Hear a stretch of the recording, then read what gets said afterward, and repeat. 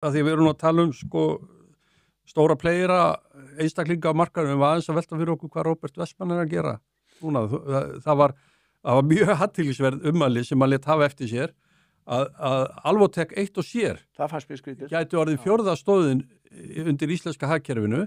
Ég reyndar hugsaði, var ekki búið að skilgreina hugbúnaðar geiran sem fjórðu stóðina? Ég veit ekki hvort að lyfjaiðnaðurinn þá eitthvað skóla 5. stóðin.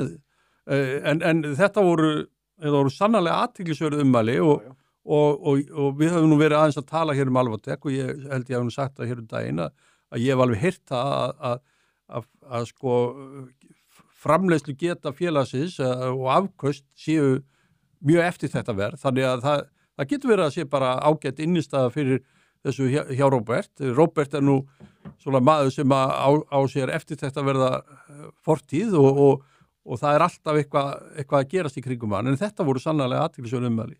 Það sem í gangi það að það eru 5 félög í heiminum sem eru með svokölluð líftækni sem ný tegund af lyfjum að byrja náttúrulega fyrir 10-12 árum sem nú kannski langt mála að fara í, en það það annað hefður en þetta hefður. Það spennt á meini. Og ekki þessi hefbundu samheitalyfja fyrirtæki. Notaðir það þegar við rættum þetta þetta lyf sem nota ekki fallbyssu til þess að skjóta á meini. Þeir með bara stýrt inn. Já, þeir eru að koma með ný lyf og hann hefur náð miklum árangri. Það þetta gigantísk fjárfesting sem þetta í gangi.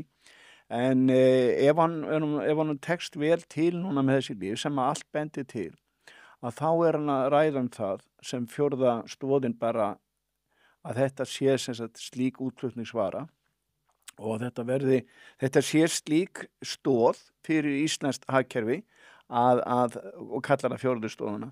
Ég tók hins vegar eftir því að það var nú þarna einn af framkvæmdastjórum við Alvotech var að fara yfir til Genesis hjá honum Róberti Guðfinnsinni, norður á Siglufirði.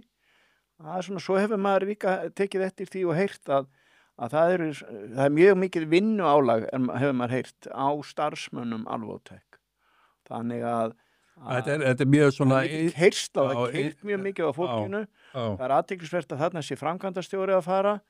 Ég hef fulla trú á þessu fyrirtæki og allt það, en nú þetta bara lítur mjög vel út og Róbert mjög flinkur greinilega leiðtogi og hann með sýnina sem þarf til þess að ná þessu. Hann með dugnaðinn og áræðnina og hann með svona, hann hefur líka sýnt ákveðna ábyrgð í þessu öllu saman, komið auki fé þegar það vantaði, en mikið vinnuálag, möguleikarnir miklir. Hann segir í viðtali í Viðskiptablaðinu að hann hafi valið Ísland og bara út frá því að hann væri Íslendingur út frá ástríðu. En þetta frábært að hafa þetta félag hérna. Frábært. En við getum ekki alveg sagt til hversu við verðum aftur að minna á áhættuna í fjárfestingum í hlutabréfum, en þetta sannarlega áhugavert félag. Já, og miklu möguleikar. Það gamalt frasi í þessu sem varst að segja núna. Það ekki búið að telja upp úr kössum. Já.